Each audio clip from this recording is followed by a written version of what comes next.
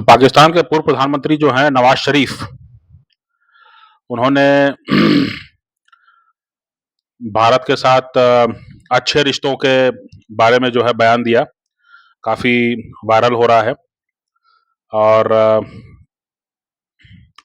उन्होंने कहा कि जो है जब वाजपेयी जी आए थे पाकिस्तान, उसके बाद कारगिल का जो हमला हुआ वो पाकिस्तान की गलती थी। इसको वो अभी भी कह रहे हैं, पहले भी कहते रहे हैं इसके बारे में।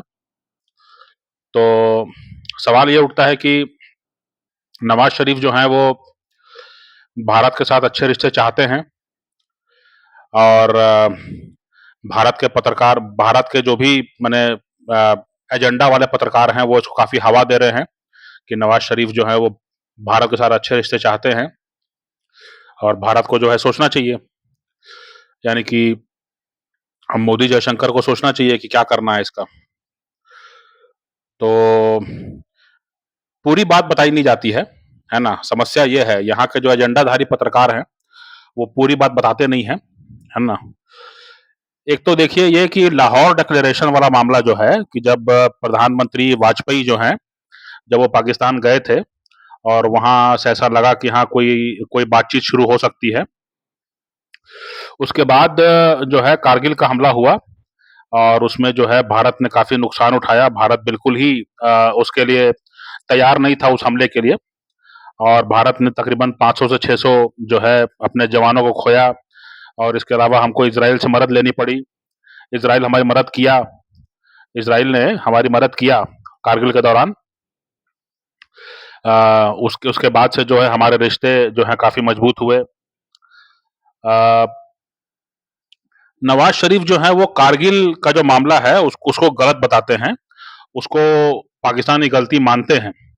इसके पीछे बहुत सीधा सा हिसाब किताब है। वो हिसाब किताब ये है कि नवाज शरीफ की सरकार को परवेज मुशर्रफ ने जो है तख्ता पलट कर दिया था, है ना? तो नवाज शरीफ को जो है वो प्रधानमंत्री थे, उनको सेना ने तख्ता पलट कर दिया और परवेज मुशर्रफ जो हैं वो मिलिट्री जनरल बन गए, है ना? एक सैन्य शासक बन गए और बाद में राष्ट्रपति बन गए पाकिस्तान के। तो चूंकि नवाज शरीफ का तख्ता पलट दिया था, इसलिए जो है बदला निकालने के लिए, परवेज मुशर्रफ से बदला निकालने के लिए, उनसे हिसाब किताब चुकता करने के लिए नवाज शरीफ जो हैं ये कारगिल वाला बयान देते रहते हैं, है ना? और कोई कारण नहीं है।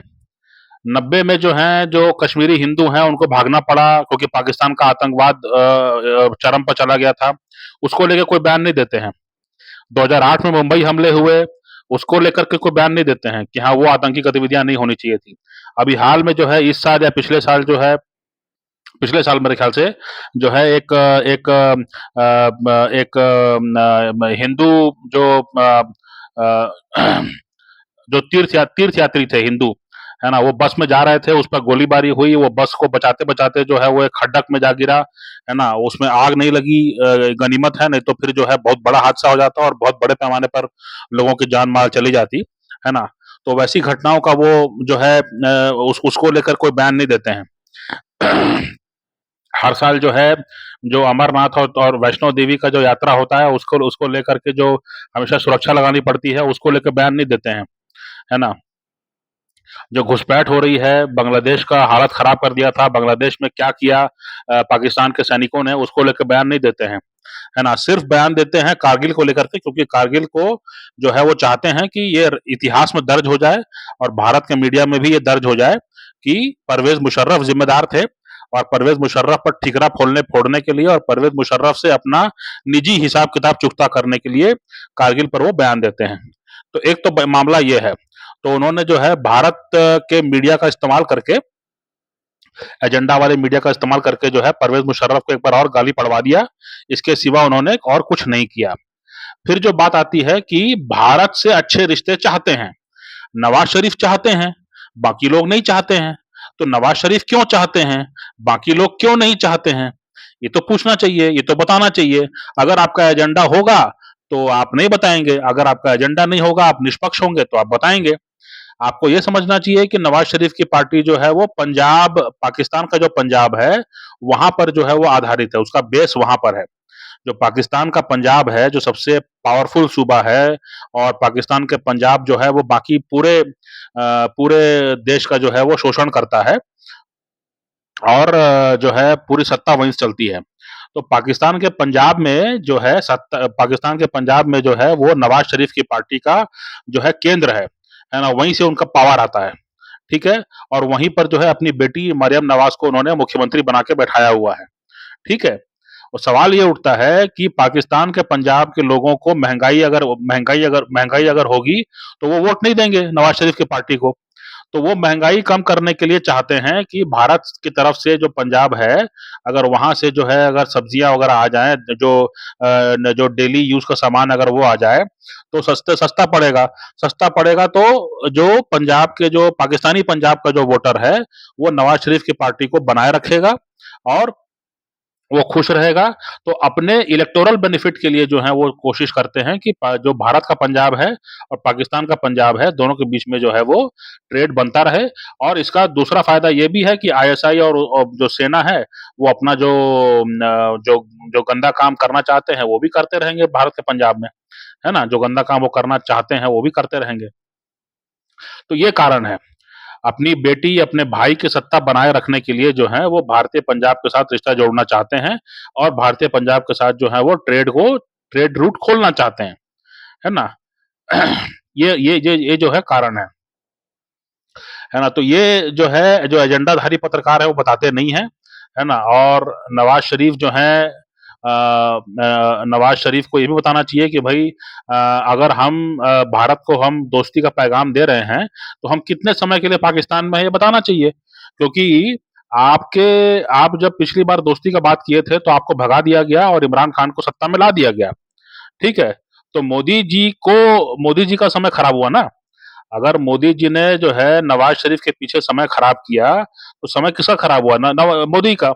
अगर उतना समय जो है वो अमेरिका और चीन और रूस और फ्रांस में दिए रहते, तो मेरे ख्याल से 2-4 डील और हो जाती, है ना? तो नवाज शरीफ के साथ दोस्ती करने के चक्कर में जो है 2-4 साल खराब हुए और उसके बाद में पाकिस्तानी सेना ने जो है वो नवाज शरीफ को उठा के फेंका लंदन और इमरान खान को चुन करके ले आए प्रधानमंत्री के रूप में।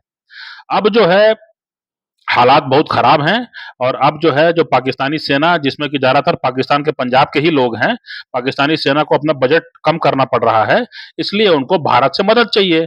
यही कारण है, यही इसीलिए जो है वो चाहते हैं कि भारत के साथ ट्रेड ट्रेड हो। तो ट्रेड कैसे होगी? तो नवाज़ शरीफ को लाना पड़ेगा।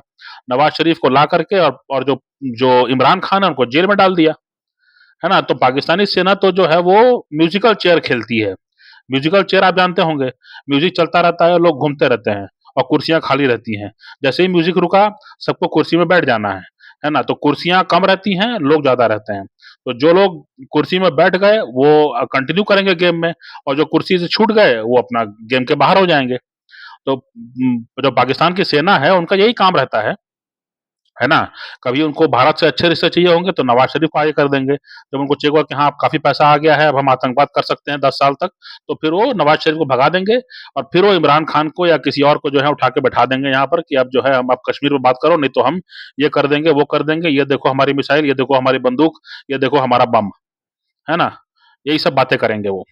तो इसलिए जो है पाकिस्तान के जो पूर्व प्रधानमंत्री हैं और पता नहीं क्यों मतलब एक भारत का जो मीडिया है वो इस तरह से उनको चित्रण कर रहा है, इस तरह से चित्रण कर रहा है कि ऐसा लगता है कि वो कोई गांव के कोई सरपंच हैं और मोदी कोई गांव के लड़के हैं जिसको सरपंच ने बुलावा भेजा है कि उनसे बोलो मेरे से आके मिलेगा, है ना? बातचीत कुछ इस तरह की हो रही है ना?